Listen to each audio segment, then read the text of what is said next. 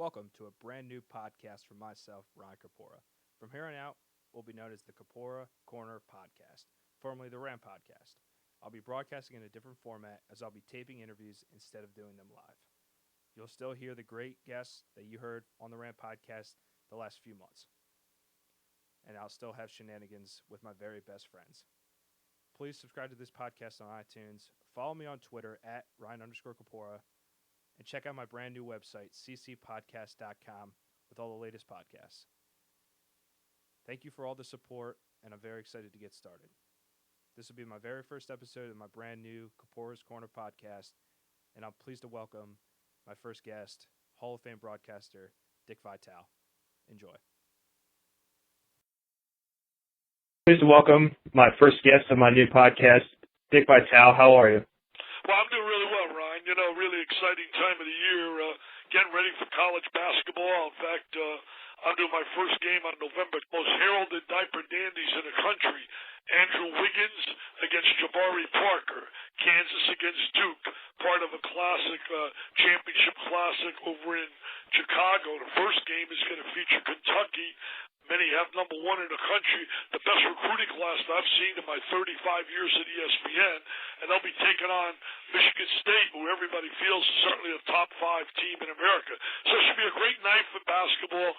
November 12th, it'll be on ESPN, so people watch Jabari Parker, Duke, against Andrew Wiggins in Kansas.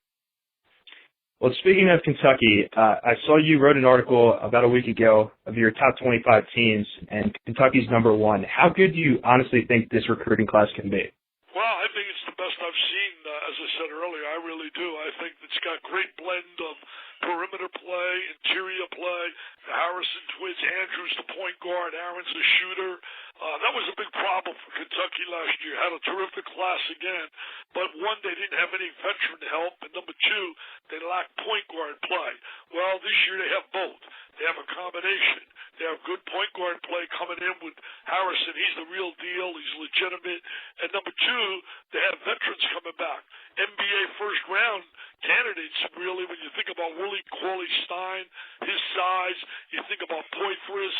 I think that Kentucky's got all the elements for a run for a national title like they did with Anthony Davis. Your number 3 team that you have is the defending champion, the Louisville Cardinals. What are your chances do you think they have for repeating this year? Very good chance. I think that Louisville, as you said, I have them number 3 right behind Michigan State, number 2. I think when you look at Louisville, Russ Smith gives them a tremendous scorer. You look on the inside, Buchanan's been suspended indefinitely, but he most likely will be back. Gives them a strong force inside. Hancock gives them a proven scorer from the wing. He was terrific last year in the Final Four. They got a great new kid coming in by the name of Jones on the perimeter. So this is a very, very dangerous basketball team. I know Rick Pitino is excited about the potential of this team. And then the top freshman coming into this year was Andrew Wiggins. And how good do you honestly think he can be? Well, I saw Wiggins play in high school, and I was blown away. I went to a tournament that he played in, and I was just absolutely in awe of his explosiveness, his ability to get to the basket. He'll be playing in a Kansas team with a lot of young, talented players. They're going to be very young, very talented, and I think this is a club that's really be the top 5. I mean, I have them a top 5 team. Wiggins is for real. There is no doubt in my mind he would have been the first player taken in the NBA draft if he were eligible to go. And then before the season, your preseason national championship pick. Well, my preseason would be Kentucky right now. I like everything about them. I think they're going to just get better and better and better once they get familiar. John Calipari, I know he lights up when he talks about this club and its potential. They got great size inside. They have good perimeter play. They have everything you'd want. And then switching topics a little bit, going from college basketball to college football situation down in Miami. And you wrote an article yesterday you can check out on ESPN.com, which you talked about how long the NCAA takes to come to these conclusions about these situations. How do you think they can speed up this process and make these decisions faster? Well, I think really it's a nightmare. It's a total nightmare what transpires in the way they go about in terms of handling the entire procedure.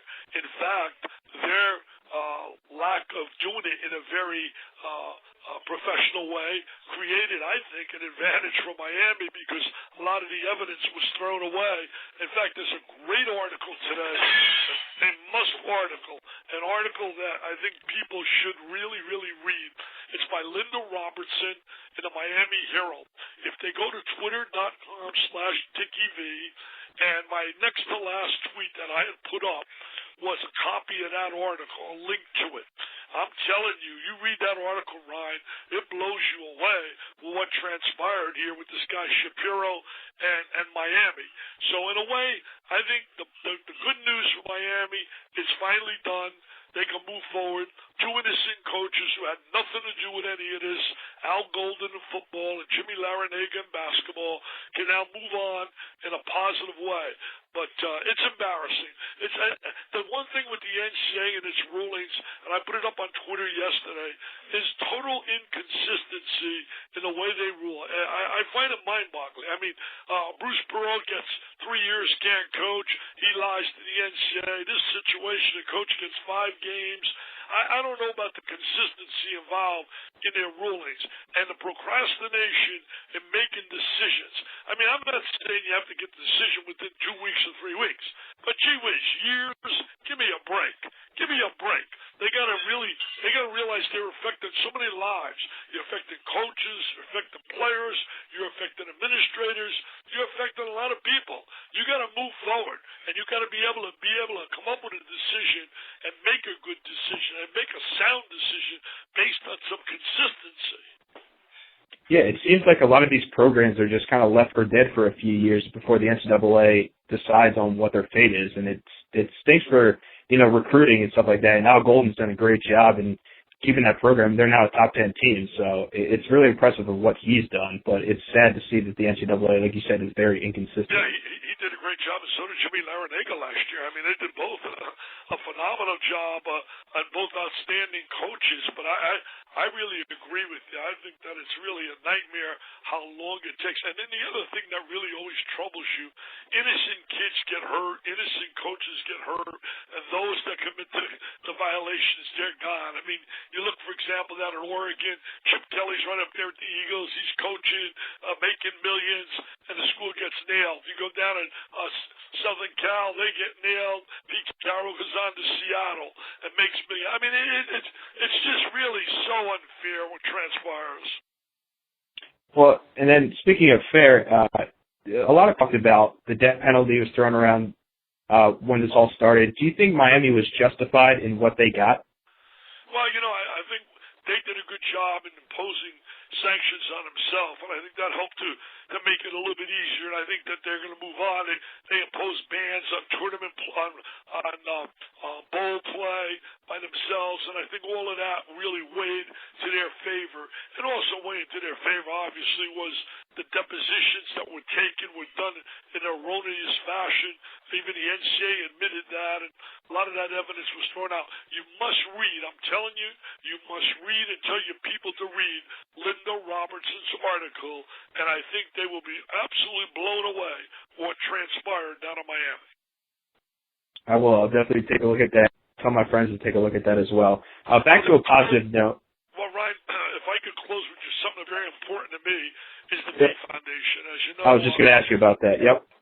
Your father Corpora really knows all about it, and the bottom line is it's so important to me, raising money, especially for kids battling cancer.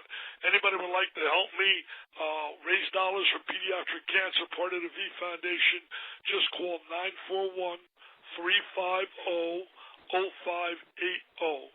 941-350-0580, or they can also go to DickVitaleOnline.com. DickVitaleOnline.com. Follow me on Twitter. I always post things up there about it. In fact, you can get the link to the article of Linda Robertson. Just go to twitter.com/DickieV. Twitter.com/DickieV. Follow me. I think you'll have a lot of fun following me. Absolutely. You're tweeting all the time, and it's such a great to follow you. And I really appreciate you coming and talking to me today. It's been an absolute pleasure talking to you. You're one of my idols, and I wish you the best of luck in everything that you do in your futures. Oh, Ryan, that's so nice of you, and I tell you, you come from a great family. I know Father really well, and he's terrific, speaks so highly of you. Please send my best to him and tell him, go Irish, baby, go Irish. Yep. I will. Thank you very much. Thanks, Ryan.